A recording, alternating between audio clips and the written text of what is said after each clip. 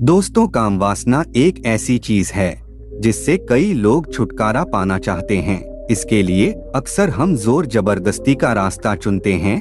क्या जबरदस्ती के नियम और अनुशासन से काम वासना को छोड़ा जा सकता है? काम वासना को छोड़ने का सही तरीका क्या है? आइए दोस्तों, इस कहानी के माध्यम से समझते हैं। तो चलिए कहानी को शुरू करते हैं। एक बार महात्मा बुद्ध किसी गांव में उपदेश दे रहे थे।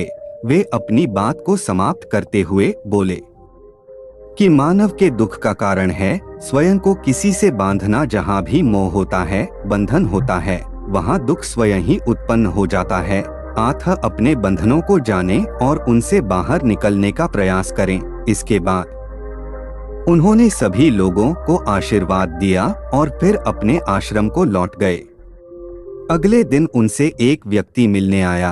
वह बुद्ध को दंडित करता हुआ बोला, मान्यवर, मैंने कल आपका उपदेश सुना। आपकी बात है मेरे हृदय में उतर गई है। मैंने अपने बंधनों को तोड़ दिया है, सारी मोहमाया का त्याग कर दिया है। अब मैं आपकी शरण में आना चाहता हूँ। उस व्यक्ति की बातें सुनकर बुद्ध मुस्कुराए और धीरे से बोले, मुझे विस्तार से बताओ, तुमने कौन कौन से बंधन तोड़ और किसका मोह त्याग दिया है? फिर वह व्यक्ति बोला, मेरे घर पर मेरे बूढ़े माता पिता और पत्नी है। मेरा एक छोटा बच्चा भी है। मेरी पत्नी बहुत बीमार रहती है। उसके कष्ट देखकर मैं अक्सर सोचता रहता था कि वह मर जाए तो उसके कष्ट दूर हो जाए। उसकी वजह से मैं बहुत दुखी रहता हूँ। लेकिन कल जब मैंने आपका उपदेश सुना तो मुझे समझ में आ गया कि मेरे परिवार से मेरा बंधन ही मेरे दुखों का कारण है। अगर मैं इसके चक्कर में पारा रहूंगा तो कभी सत्य को नहीं जान सकूंगा। इसलिए मैं अपने घर को त्याग कर आपके पास आया हूँ। तब बुद्ध ने पूछा, क्या तुम सचमुच सभी बंधनों से मुक्त हो गए हो? देख लो, कहीं कोई बंधन तुम्हारे पीछे रह तो नहीं गया? वह व्यक्ति बोला, नहीं प्रभु, मैं अपने जीवन की सारी चीजों को पीछे छोड़ आया हूँ और अब आगे बढ़ना चाहता हूँ। फिर बुद्ध ने कहा, अगर ऐसी बात है तो फिर ठीक है। आज तुम यही आश्रम में रुको, मैं तुम्हें बताऊंगा कि तुम्हें क्या करना है। फिर बुद्ध ने अपने एक शिष्य की ओर इशारा किया। शिष्य उसे आश्रम के अतिथि कक्ष में पहुंचा दिया। वह व्यक्ति उत्सुकता पूर्वक आश्रम की गतिविधियां देखता रहा। उन्हें देखकर बहुत प्रसन्न हुआ और अपने सौभाग्य पर इतराता रहा। अगले दिन बुद्ध ने उस व्यक्ति को एक कार्य सौंपते हुए कहा, तुम्हें पूर्व की दिशा में जाना है। वहां पर तुम्हें एक गांव मिलेगा। गांव के बाहर ही एक साधिका का घर है। वह तुम्हें एक वस्तु देगी, उसे लेकर तुम्हें वापस मेरे पास आना है। वह व्यक्ति पूर्व दिशा की ओर चल पड़ा। गर्मी का मौसम था। कुछ ही देर में वह पसीने से तरबतर हो गया। उसे प्यास भी सताने लगी। वह सोचने लगा कि अगर इस समय में अपने घर पर होता तो इस तरह गर्मी में पसीना नहीं बहाना पड़ता। कुछ दूर और चलने पर उसे भूख भी सताने लगी, पर वह एक सुनसान और बंद रास्ता था। आसपास न तो कोई पेड़ था और न ही पोखर तालाब। वह पुनः सोचने लगा कि अगर मैं इस समय अपने घर पर होता तो अपनी पत्नी के हाथ का बना स्वादिष्ट भोजन कर रहा होता। पता नहीं क्यों बुद्ध ने मुझे गर्मी में इतनी दूर भेज दिया। काफी देर तक चलने के बाद वह व्यक्ति गांव में जा पहुंचा। गांव के बाहर ही एक घर बना हुआ था। उसने दरवाजे के पास पहुंचकर उसे धीरे से खटखटाया। दरवाजे को एक साधिका ने खोला। उसके चेहरे पर एक अद्भुत तेज था। वह व्यक्ति उसे देखकर मंत्रमुग्ध हो गया। साधिका ने उसे अभिवादन करते हुए कहा कि मैं जानती हूँ आपको बुद्ध ने भेजा है, आप अंदर आ जाएं। वह व्यक्ति घर के अंदर चला गया। सारिका के कहने पर उसने पानी से हाथ मुंह धोया और एक चटाई पर बैठ गया। सारिका ने उसके सामने भोजन की थाली रखी। वह जल्दी जल्दी भोजन करने लगा। अचानक उस व्यक्ति की नजर सारिका के पैरों पर पड़ी। उसके पैर बहुत सुंदर थे, वह उन्हें देखता ही रह गया। तभी शादिका ने उसका ध्यान भंग किया और वह बोली, जिस व्यक्ति को बुद्ध के चरणों में स्थान मिल जाता है, फिर उसे किसी अन्य के चरणों की आवश्यकता नहीं पड़ती। शादिका की बात सुनकर वह व्यक्ति लज्जित हो गया और नजरें नीची करके चुपचाप भोजन करने लगा। भोजन करने के बाद साधिका ने कहा, आप बहुत दूर से आए हैं, थक गए होंगे, यही चटाई पर लेट जाएं, मैं पंखा कर दूंगी। वह व्यक्ति बहुत थका हुआ था, वह चटाई पर लेट गया और अपनी आंखें बंद कर ये शादिका उसे पंखा करने लगी, पर लेटने के बाद भी उस व्यक्ति को चैन नहीं आया।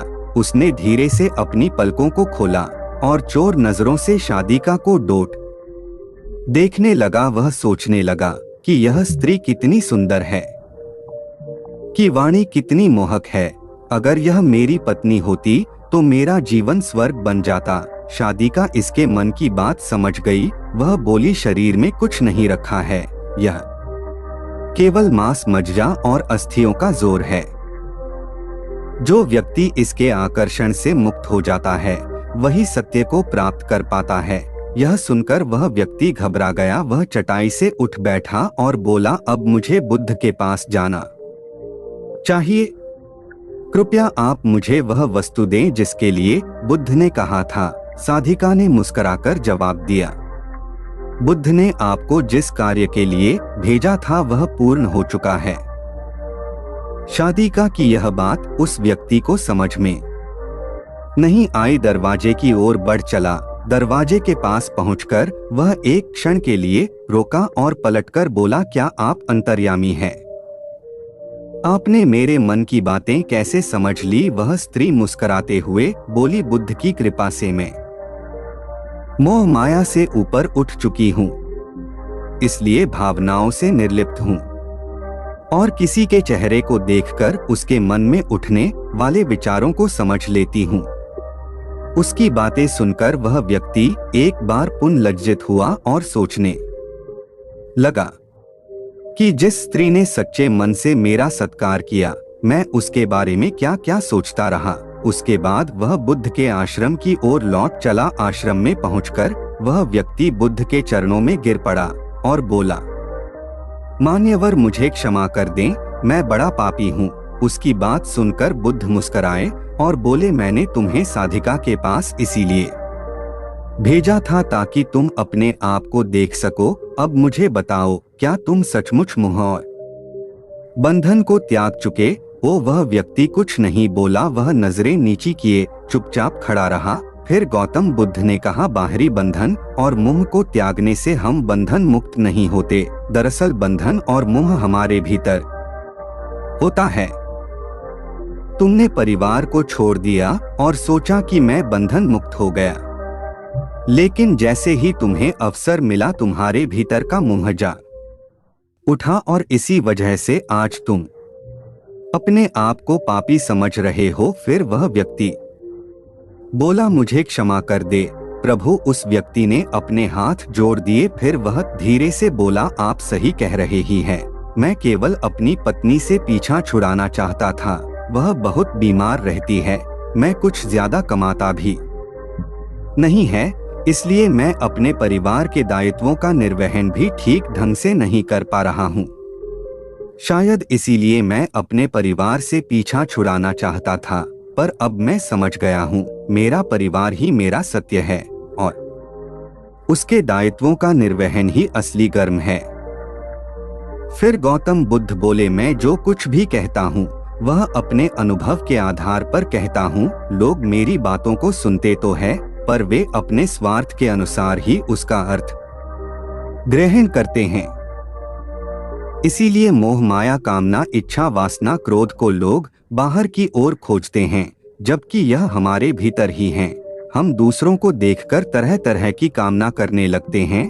कामना से इच्छा जन्म लेती है, इच्छा से वासना पैदा होती है और वासना की पूर्ति न होने पर क्रोध उत्पन्न होता है। यह सब एक दूसरे से जुड़े हुए हैं। क्रोध के लिए हम सदैव दूसरे को जिम्मेदार ठहराते हैं, जबकि क्रोध का स्रोत हमारे भीतर है। तुम चाहोगे तो क्रोध आएगा, तुम चाहोगे तो क्रोध नहीं आएगा। इसी तरह बंधन बाहर नहीं होते, ये हमारे मन में होते हैं। हम मन से ही किसी से बंध जाते हैं और मन के कारण ही हम दुख पाते हैं। लेकिन जो व्यक्ति इन बातों की गहराई तक पहुंच जाता है वह दुखों से हमेशा हमेशा के लिए मुक्त हो जाता है। दोस्तों, ये कहानी आपको कैसी लगी हमें नीचे कमेंट बॉक्स में कमेंट करके जरूर बताएं। धन्यवाद।